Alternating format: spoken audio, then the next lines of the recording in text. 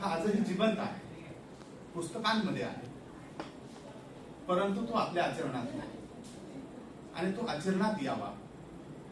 आणि आचरणात येत असताना काही वेळापूर्वी जेवताना आमची चर्चा झाली की कुठलाही विचार हा जर साठलेला असेल तो नाशवंत आहे आणि तो साठवू नये याचं कर्तव्य हे जबाबदारी आपली आहे. तुम्हा सर्वांना ऐकत असताना, तुमचे शोध निबंध पाहत असताना मला प्रश्न असा पडला होता की तुम्हाला काय बोलावं, तुमच्याशी काय बोलावं. सारे विद्यार्थी आहेत. थोडस बरं वाटलं सर जळगावून आले तर एकतरी माणूस समजू शकेल मला काय म्हणायचं असं मला. तुम्ही तुमच्या मानाचा प्रयत्न हा तुम्ही 100% केलेला आहे, तुम्हाला 100% मार्क आहे आणि त्या बदल्यात मी तुमचं खूप खूप अभिनंदन करतो. राष्ट्रीय परिषदेच्या स्टेजवर तुम्ही उभा राहून तुमचा विषय मांडताय ही साधी गोष्ट नाही. ही करत असताना आपल्याला खोड करता आली पाहिजे. कदाचित आयोजकांना असं वाटलं असेल की ह्या माणसाचे केस सगळे गेले म्हणजे अध्यक्षपद बसवायला हरकत नाही. वैचारिक काय बोलायचं. मी सांगितलं की आपल्याला त्या विषयाची फोड करता आली पाहिजे. बरेचसे संशोधक विद्यार्थी होते, ती त्यांना तेवढी फोड करता आली नाही. चांगली बाजू सांगितली मी, त्यात काय असायला हवं, कशा पद्धतीने मांडायला हवं या अनुषंगाने थोडंसं मांडलं. फोड कशी करता आली नाही. मी एक गोष्ट आवर्जून सांगेन की सर्व निबंधाचे शीर्षक अतिशय उत्तम आहे, शीर्षकाप्रमाणे मांडता आलं नाही. शीर्षकाप्रमाणे का मांडता येत नाही तर प्रत्येक शब्दाचा अर्थ आपल्याला कळायला हवा. मी एमफिल करत असताना दुसरा एक संदर्भ आठवला मला की चर्चा आम्ही जेवत असताना झालं असं की पुरुष संतांची खूप चर्चा होते, महिला संतांच्या, महिला विचारांचा विचार केला जात नाही किंवा त्याच्यावरती चर्चा होत नाही. आयोजकांमध्ये पासूनची चर्चा होताना काही वेळापूर्वी आम्ही बोलत असताना आयोजकांशी त्यांनी सांगितलं की आवर्जून सांगितलं की महिला संतांचा साहित्याचा अनुवाद झाला पाहिजे, तो प्रादेशिकता तोडून भारतभर आणि जगभर गेला पाहिजे. आणि त्या दृष्टीने मी विचार करत असताना, अध्यक्ष म्हणून बसत असताना, समोर बघत असताना मुलींची संख्या जास्त होती या विषयावर मांडताना त्या गोष्टीचा आनंद मानला. जरी त्या संत महिलांचा विचार झाला नसला तरी संतावरती विचार मांडणारे महिलांची संख्या जास्त होते, हे आवर्जून मला कबूल केलं पाहिजे आणि त्याबद्दल तुमचं अभिनंदन. याच्या सर्वांसाठी टाळ्या वाजवण्यासाठी. संध्याकाळी जेवताना आपण एकत्र भेटू. परवा माझ्याकडे एक राष्ट्रीय सेमिनार होता आणि त्याचे बीज वक्तव्य करण्यासाठी बिहारवरनं मगध विश्वविद्यालय बोधगयामधून आलेले होते. त्यावेळेस आमची एक सहकारी महिला त्यांना भेटण्यासाठी आलेली होती आणि मी म्हणलं तुम्ही संध्याकाळपर्यंत थांबणार नाही, संध्याकाळी नाही तर सोबत जेवलो असतो, कारण घरच्या जबाबदारी आहे, घरच्या लोकांच्या जेवणाचं काय जेवायला थांबलं तर. एवढ्या परपंचेमधनं ती आपल्या परिवाराची साथ देऊन शैक्षणिक उद्धार करत असते, समाजासाठी सेवा देत असते आणि त्या भूमिकेत तुम्ही असताना सुद्धा तुम्ही विचार करताय, लिहिताय, ही खूप मोठी जमेची गोष्ट आहे. आजचा मी अध्यक्ष वक्तव्य मी बसल्यानंतर वाटलं की कौतुकाच साठीच बोलूया, कारण सगळे तरुण विद्यार्थी आहेत आणि त्यांच्याकडनं पकडण्याची अपेक्षा धरली जाणार नाही. ठाकरे सरांना अपवाद बोलता आणि संशोधक विद्यार्थी होते, मी तुम्हाला बोलू शकेल आगाव, अपेक्षा आगाव रखीत ठेवू शकेल तुमच्याकडनं, पण या विद्यार्थ्यांची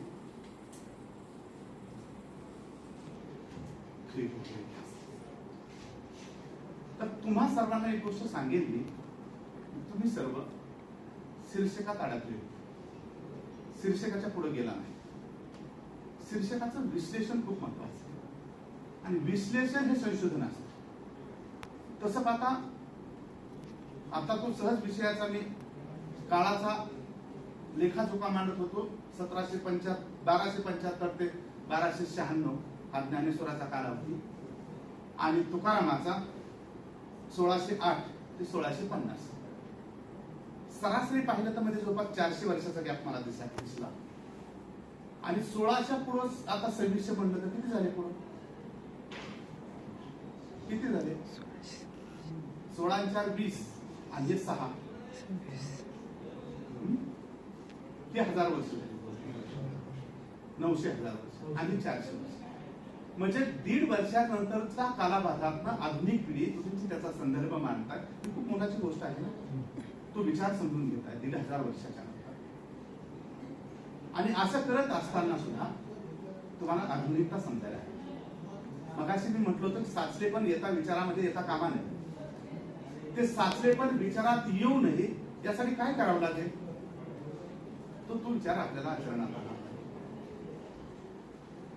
बऱ्याच वेळा म्हटलं जातं की 8 लाखापासून 12-15 लाखापर्यंतची संख्या सांगितली ती पंढरपूरला जाते. महागाई आल्याच्या नंतर कुठलाच वारकरी शेजाऱ्याशी नीट वागत नाही. गांभीर्याने बोलतो मी, अन्यथा घेऊ नका. कसा लागू पडेल विचार? आजही संतांना आपण जाती सोडून विचार केलेला नाही.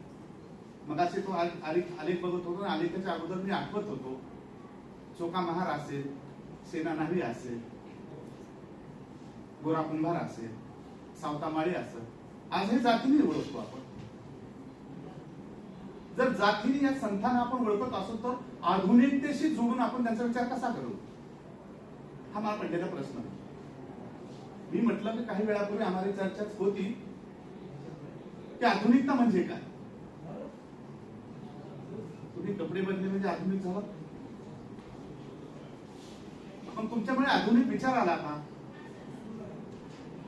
नाही आला. मग आपण 21व्या शतकातील तरुण विचार कसे म्हणायचं? आधुनिक विचार हा ज्ञानेश्वरांनी आधुनिक विचार त्यांच्या काळानुसार मांडला. तुकारामांनी आधुनिक विचार त्यांच्या काळानुसार मांडला. ते त्यावेळेस खूप प्रगत होते, खूप प्रगतशील होते पुढच्या बाजूला. आज आपण त्याचं मूल्यमापन अंगीकारणं आजच्या शतकानुसार करायला हवं. आणि नेमकं तेच होतं की आपण विश्लेषण करत नाही. आता तुम्ही सर्वजण मांडत असताना मी बराच विचार करत होते. बऱ्याच वेळा विचार करत होता शब्द वापरतो. त्याचं कारण पुन्हा तिथंच जातं की दिसताना व्यक्तित्व असं दिसतं, त्यामुळे म्हणावं लागतं विचार करत नसलं तरी मी विचार करत होतो. काल देहूगाव मध्ये गेलो होतो आणि जाताना पाहिलं की भारतातला माझ्या दृष्टीने सर्वात विद्रोही कवी असणारा, त्याचं दैवेतीकरण होताना मी पाहत होतो की सर्व लोक उद्या काल त्याला पूजत होते, पाया पडत होते, चमत्कार घडत होते, असा अपेक्षेने पूजा करत होते, 2-2 तास बसून करत होते देहू मध्ये काल. आणि आज मी स्टेजवरनं बोलतोय. माणसाचं दैवेतीकरण झालं की विचार संपला. मग त्याचा विद्रोही विचार तो संपला, तो गुंडाळला जाईल. बिहारच्या अजून एक मित्र माझ्यासमोर होता आणि आम्ही म्हटलं की वैकुंठ गमन झाले त्या ठिकाणावर जाऊ. दुसरा मित्र म्हणला की रवींद्रनाथ टागोर त्यांची नात एक 2-3 वर्षापूर्वी इथं आली. रवींद्र टागोरांची नाही, त्या इंग्रजी लेखकांचं काहीतरी नाव सांगितलं, त्याची नात आली होती. त्या इंग्रजी लेखकाने रवींद्रनाथ टागोरांच्या कवितांचा इंग्रजीमध्ये अनुवाद केला म्हणून त्यांना नोबेल पुरस्कार मिळाला. आणि त्या लेखकाची नात इथं आली होती. त्याला दाखवाय गेल्याच्या नंतर ते मला मी त्यांना सांगितलं की भारतामध्ये स्वर्गामध्ये जाण्याचा रस्ता जर कुठं असेल तर तो देहूमध्ये आहे. आणि जाऊन ते ठिकाण दाखविलं जिथनं ज्या ठिकाणावरनं तुकाराम स्वर्गामध्ये गेले होते, वैकुंठ गमन केलं, अशी आख्यायिका सांगितली जाते. आधुनिकतेशी रिलेटेड आपण त्याचं विश्लेषण करणार आहोत की नाही, की आपल्या सगळ्याला पुन्हा वैकुंठाला जाण्यापर्यंत आपण गप्पच बसणार आहोत. या गोष्टीचा विचार या निमित्तानं व्हायला. हा एक विचार मी मांडला. या सर्व महापुरुषांनी सामाजिक समतेसाठी दिलेलं योगदान आज लागू कसं करता येईल आणि हे लागू करण्यापूर्वी मी माझ्या आचरणात का कधी आणेल, कसं आणेल हे पाहायला. नाहीतर महाराष्ट्रामध्ये मन आहे शिवाजी जन्मला पाहिजे मग कुठं? शेजाऱ्याच्या घरात. मग संत महात्मे जन्मले पाहिजे कुठं? दुसऱ्याच्या घरात. आज त्याचा सर्वसमावेशक विचार या संतांचा करायचा कसा? आजही त्या संतांचा विचार आपण करत असताना सेना नावी, चोखा महार, नरहरे सोनार असा म्हणूनच जर करत असतो तर आधुनिकतेशी संबंधित हा कसा विचार होईल आणि तो प्रगत आणि विश्व भारताची कल्पना त्या महिला म्हणून गेल्या हा कसा होईल हा पडलेला माझ्या समोरचा प्रश्न. आणि म्हणून मी म्हटलं की तुम्हाला एक दोन गोष्टी मिळेल की त्या गोष्टीकडे बऱ्याच वेळा तुमचे त्या संबंधित जर काही संशोधनात्मक काम असेल तर ते मानवी आधुनिकतेशी रिलेटेड जर कराल तर ती खूप चांगली गोष्ट असेल. मी शिकत असताना हिंदी विभागाचे खूप मोठे आचार्य अनंत प्रकारचे म्हणायचे की तुमचं संशोधन हे तुमच्या मातीशी जोडलेलं असायला हवं. त्या सगळ्या संतांचा तुम्ही अभ्यास करत असाल तर ते संशोधन तुमचं मातीशी जोडलेलं आहे. पण मातीशी जोडलेलं असताना मानवतेशी जोडण्याचं कार्य तुमचं आहे आणि ही खूप मोठी जबाबदारी आहे. मी गांभीर्याने सांगेल की संत साहित्य वाचणारे आज बोटावर मोजण्यावी लोक आहेत की नाही आणि अंगीकारणारे अंगीकारण्यात तर नाही म्हणायला हरकत नाही.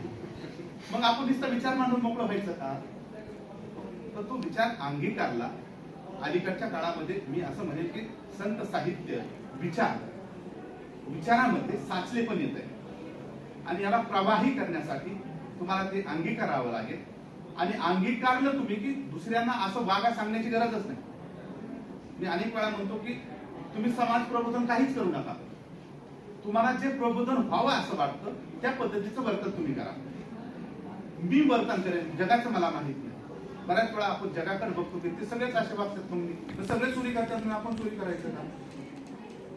तर ही नैतिकता तुकाराम या सगळ्यांमध्ये ज्ञानेश्वरांची खूप मोठी क्रांती आहे.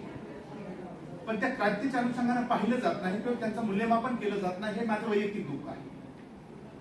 पसायदाराकडे सर आहेत म्हणून मी पुढचा मुद्दा मांडेल. विश्व कल्याणाची भाषा केली जाते पण पसायदार हे विद्रोही आहे. गीतेचं मूल्यमापन करून सामान्य जनतेसाठी उघडलेलं शिक्षणाचं दार आहे. ह्या पद्धतीने मूल्यमापन कधी करणार आहे? नंतर जगाचं कल्याण आहे. आधी आपलं तर कल्याण झालं पाहिजे. ज्यांचं स्वतःच कल्याण झालं नाही, ज्याला स्वतःची भाकरी खायला नाही, तो जगाच्या भाकरीचा विचार कसा करू शकतो? मला वाटतं की ज्ञानेश्वराच्या पसायदानाचं मूल्यमापन हे विद्रोही आचार भाषेचा विचार त्या अनुषंगाने केलं पाहिजे. कारण त्यांनी गीतेमध्ये संस्कृतमध्ये लिहिलेली गीता सामान्यांच्या भाषेमध्ये आणली कारण ती सामान्यापर्यंत पोहोचली पाहिजे. हा खूप मोठं कॉन्ट्रीब्युशन हे ज्ञानेश्वरांचं आहे. नाहीतर हे गीतेत होतच ना. त्यांना ज्ञानेश्वरी पुन्हा लिहिण्याची काय गरज होती? आणि समाजामध्ये अनेक गोष्टी वास्तव असतात. लिहिण्याचं धाडस तुकारामासारखाच करू शकतो. म्हणजे मी सकाळी 2 जणांना सांगितलं तुकाराम किती म्हणजे 16व्या शतकाची गोष्ट करतो आपण. 16वाच म्हणलं तरी जवळपास 1000 वर्ष 900 पुढे येतात. एवढ्या वर्षापूर्वी तो सहजपणे प्रश्न विचारतो जो प्रश्न आजही आपल्याला रुजत नाही. जर नवस केलेली मुलं होत असली तर नवरा कशासाठी हवा हा तुकाराम 950 वर्षापूर्वी विचारतो तुम्हाला प्रश्न आणि आज तुम्हाला तो ऐकायला नको वाटतो. हा एवढा विज्ञानवाद ह्या संतांमध्ये असल्याला आपण स्वीकारणार कधी आहोत?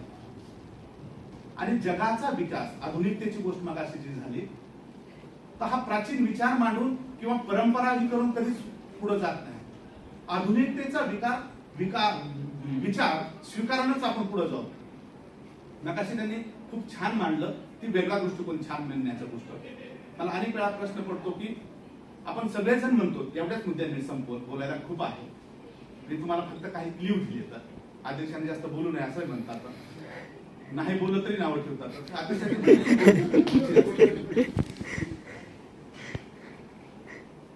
त्यांनी सांगितलं की कुडमुळा जोशी सांगितलं, वासुदेव सांगितलं, पोतराज सांगितलं, जोगतीन सांगितलं. त्या गेल्या सगळ्यांना मला प्रश्न विचारायचा होता की मुरुळी व्हायला किती जण तयार आहेत? पोतराज घालते की तयार आहे विचार काय घाई वाटतो ना तुम्हाला सांगायला. ती त्या काळात प्रबोधनासाठी त्यांनी वापरलेलं हत्यार असलं तरी आजही त्यांच्याकडे बघण्याचा दृष्टिकोन बदललेला नाही. ज्यांना वाटतं महाराष्ट्राची परंपरा टिकावी, की संस्कृती टिकावं, त्यांनी त्यांच्या मुलींना किंवा त्यांनी स्वतः मुरळी होऊन पाहावं. तुला चॅलेंज आहे म्हणजे अनेक स्टेजवर मी बोलतो. ज्यांना वाटतं पोतराज वासुदेव ही परंपरा टिकावी, त्यांनी आपली मुलं पोतराज म्हणून सोडावी. आज पोतराजाच्या भूमिका पिक्चर मध्ये करून स्टेजवर करून अजून ते लाखो रुपये कमवतात. त्यांची मुलं विदेशात आहेत आणि आमच्या पिढ्याची पिढ्या आजही बर्बाद होत आहेत त्या पोतराजाच्या नादाने. केस वाढवून सगळ्यासमोर नाचून पैसे मागणं ही प्रतिष्ठेची गोष्ट आहे. आणि म्हणून मला लोककला चांगल्या वाटत असल्या तरी त्या फक्त एकाच्याच खांद्यावर याचा प्रसिद्ध राग. त्या टिकल्या पाहिजेत तर कधी तुमच्या खांद्यावर घ्या. आमच्या खांद्यावरती बाद झालं. आमच्या मुली आम्ही मुरळे म्हणून कधीपर्यंत सोडायचे म्हणजे तुमची सर्वांची सोय व्हायची. प्रोफेसर रामनाथ चव्हाण मुरळीवरती लिहितात आणि ते एक वाक्य मला बेभान करून टाकलं, हादरून टाकलं. ते वाक्य तुम्हाला जरूर सांगेल की ते एक वाक्य लिहितात की बायको देवाची आणि वाटणी गावाची. गावाच्या सोयीसाठी मुली सोडल्या जायच्या, देवासोबत लग्न लावलं जायचं म्हणायचं. आणि ती साक्षात देवाला प्रश्न विचारते, हे देवा मी साक्षात तुमची बायको असता का गावातला पाहिजे तो पुरुष माझ्यासोबत येतो आणि पाहिजे तो अत्याचार करून जातो, तू काहीच बोलत नाहीस. या पद्धतीचं विश्लेषण, खरं विश्लेषण, विज्ञानवादी विश्लेषण, तर्काचं विश्लेषण आजच्या पिढीने करायला हवं. आणि जी गोष्ट रुजत नाही, वास्तवाशी जुळत नाही, मानवतेशी जुळत नाही, ती सोडून द्यायला शिकलं पाहिजे. ती सोडून देऊन तुम्ही जगाल त्यावेळेस आधुनिकतेशी ह्या संतांचा विचार तुम्ही जोडू शकता. तुम्हाला जर परंपरेने पाठीमागे जायचं, त्या संतांनी चुकीचा विचार सांगितला असं मी म्हणणार नाही. त्याच्यासाठी मी साल सांगितले. एवढ्या वर्षापूर्वी त्या काळातली ती प्रासंगिकता होती. आज आपल्याला संत विचार सुरू करायचा असेल तो आजच्या धारेशी जोडावा लागेल आणि त्या पद्धतीचं आपल्याला आचरण करावं लागेल. आपल्यातली मुरळी बंद झाली पाहिजे, वासुदेव बंद झाला पाहिजे. भीक मागणं त्याला प्रतिष्ठा आहे का? जर प्रतिष्ठा आपण देऊ शकलो नाही तर आपण काय केलं? मग या कलेला प्रतिष्ठा दिली नाही तर मग आपण केलं काय? त्या कशा टिकायच्या आणि कुणी टिकवायच्या, का टिकवायच्या? तर ह्या अनुषंगाचा विचार तरुण पिढीने मांडायला हवा आणि त्या पद्धतीत आपलं वागणं केलं पाहिजे. त्याचा विरोध करायला हवा. वेगळ्या पद्धतीने तुम्ही त्याला पुढे घेऊन जाऊ शकता. तर तो विचार आज मला वाटतं किती लोक राहिलेत तो मानणारे, जगणारे? एवढेच लोक राहिलेत मला वाटतं की त्यांना काम करू वाटत नाही. भीक मागून खाण्याची आदत पडली. मोकळं फिरून आलं की 1,000-2,000-1,500 मिळतात, त्यातले 100 रुपयाची दारू प्यायची, 300 रुपये संध्याकाळी उडवायचे, दारू खायचे, मटण खायचं. ती बी नैतिकता देवाची नाही पुन्हा. त्यामुळं ह्या पिढ्या बर्बाद होत असताना आपण कलेची आग्रह धरणं हेही मला चुकीचं वाटतं. उद्याच्या काळाचे तुम्ही आधार स्तंभ आहात आणि त्यांच्या मार्गदर्शक तुम्ही आहात. आम्ही आता पिढी संपलो तसे. संत साहित्याचा आम्ही खूप कमी विचार करतो कारण आधुनिकतेशी पुढे घेऊन जात असताना तो अंगीकारला जात नाही. ती खूप मोठं दुखणं आहे. आम्ही हिंदी विषयाचे असल्यामुळं कबीर आजपर्यंत कुणाला पचनी पडला नाही कारण तो खरं बोलायचा. तो दोन्ही धर्माला त्याचा धर्मच मानत नव्हता. हिंदूंना म्हणायचा पत्थर पूजे हरी मिले तो मैं पूजू पहाड. देवळातले दगड पुजलेली जर देव मिळत असलं तर मी एवढीशी मूर्ती दगडाची का पूजू, पहाडची पहाड पूजेल. ताती ये चाके दिले कसे काय संसार. त्यापेक्षा मी त्या दगडाची पूजा करेन. जात जे आहे त्यातून 2 जात्यांच्या मधनं रगडल्याच्या नंतर पीठ मिळतं, त्याच्यामुळे माझ्या पोटाला भाकरी मिळते. मी त्या दगडाला पूजेन. आणि त्यावेळेस मुस्लिम धर्माला फिट करताना म्हणतात कंकड़ पत्थर चोरी करे मस्जिद लेची नाही. दगडा मातीने मस्जिद बनवले. ता मुल्ला बाग दे क्या बहिरा होय तुझा. आणि पश्चिम दिशेला मोह करून मुल्ला बाग देतो, एवढं मोठ्याने बरवाडतो, अजान करतो. त्याचा अल्ला काय बहिरा झालाय काय? त्याला मुंगीच्या पायाचाही आवाज यायला. ही भूमिका कबीरांची आहे. किती लोकांना पचनी पडते? विज्ञानवाद सांगितलेल्या संतांचा विचार तुम्ही स्वीकारला पाहिजे किंवा प्रत्येक संतांनी त्या काळात मांडलेली गोष्ट आहे. आज ती काही गोष्टी कालबाह्य होईल परंतु त्यांचा जो विचार आधुनिकतेशी जोडता येईल, आधुनिकतेशी जोडून तुम्हाला ज्याचा विचार करता येईल असा विचार तुम्ही स्वीकारून तो अंगीकारला पाहिजे. तो लिहून सोडण्यापुरता मर्यादित नाही. अनेक PhD MPhil होतात अलीकडे, पण तो आचरणात नसल्यामुळे तो विचारामध्ये साचले पण झालंय. त्याला प्रवाही तुम्ही कराल अशी अपेक्षा व्यक्त करतो आणि कितीही बोलताय थांबतो. तुमच्या सर्वांचं अभिनंदन. तुम्हाला उज्ज्वल भविष्यासाठी खूप खूप शुभेच्छा देतो. पुन्हा भेटू, पुन्हा विचार करू आणि या जगाला संत साहित्याच्या माध्यमातून पुढे नेण्याचा प्रयत्न करू. धन्यवाद.